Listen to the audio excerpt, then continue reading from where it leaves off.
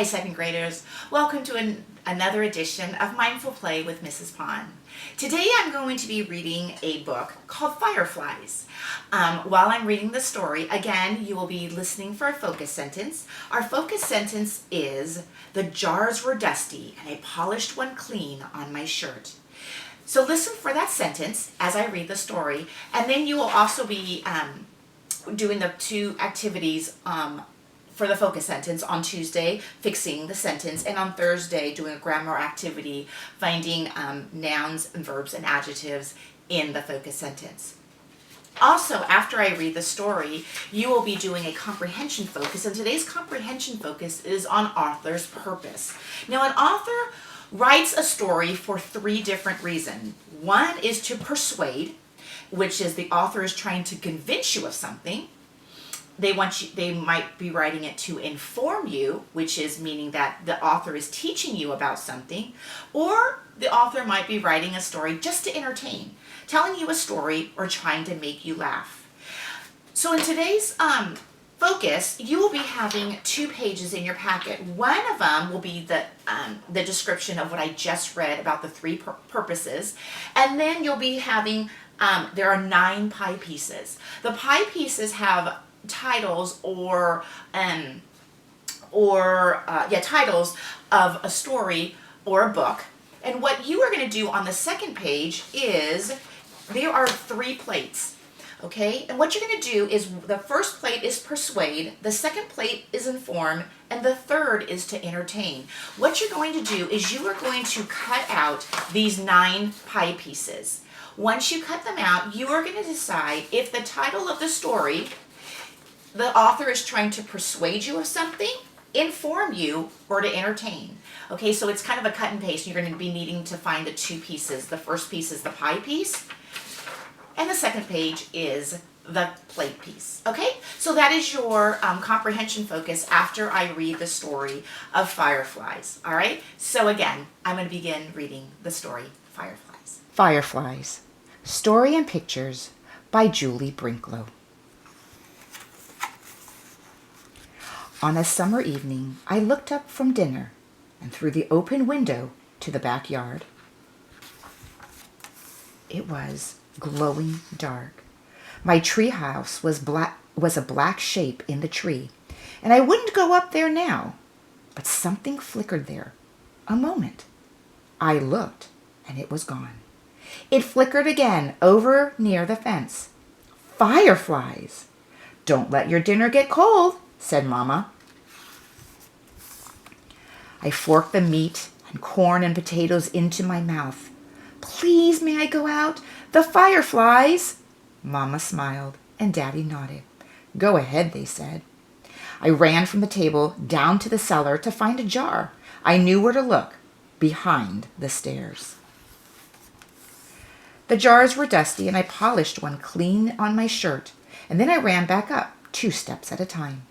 Holes, I remember, so they can breathe.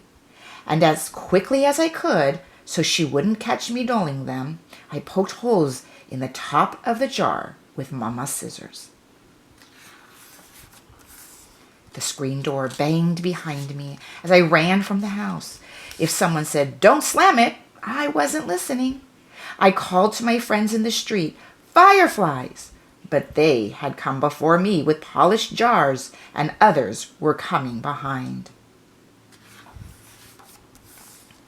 The sky was darker now. My ears rang with crickets, and my eyes stung from staring too long. I blinked hard and watched them. Fireflies, blinking on, blinking off, dipping low, soaring high above my head, making white patterns in the dark. We ran like crazy, barefoot in the grass. Catch them, we cried, grasping at the lights. Suddenly, a voice out above the others. I caught one, and it was my own. I thrust my hand into the jar and spread it open. The jar glowed like moonlight, and I held it in my hands. I felt a tremble of joy and shouted, "I can catch hundreds!" And then we dashed about, waving our hands in the air like nets, catching 2, 10, hundreds of fireflies, thrusting them into jars, waving our hands for more. And then someone called from my house, "It's time to come in now." And others called from other houses, and it was over. My friends took jars of fireflies to different homes. I climbed the stairs to my room and set the jar on the table by my bed. Mama kissed me and turned out the light. "I caught hundreds," I said. Daddy called from the hallway, "See you later, alligator." "After a while, crocodile," I called back. I caught hundreds of fireflies. In the dark, I watched the fireflies from my bed. They blinked off and on, and the jar glowed like moonlight. But it was not the same. The fireflies beat their wings against the glass and fell to the bottom and lay there. The light in the jar turned yellow, like a flashlight left on too long. I tried to swallow, but something on my throat would not go down. The green light grew dimmer, green like moonlight underwater. I shut my eyes tight and put the pillow over my head. There were my fireflies. They were my fireflies. I caught them. They made moonlight in my jar, but the jar was nearly dark. I flung off the covers. I went to the window, opened the jar, and aimed it to the stars. Fly! And then the jar began to glow, green, then gold, then white as the moon. And the fireflies poured out into the night. Fireflies, blinking on, blinking off, dipping low, soaring high above my head, making circles around the moon, like stars dancing. I held the jar, dark and empty, in my hands. The moonlight and the fireflies swam in my tears, but I could feel myself smiling.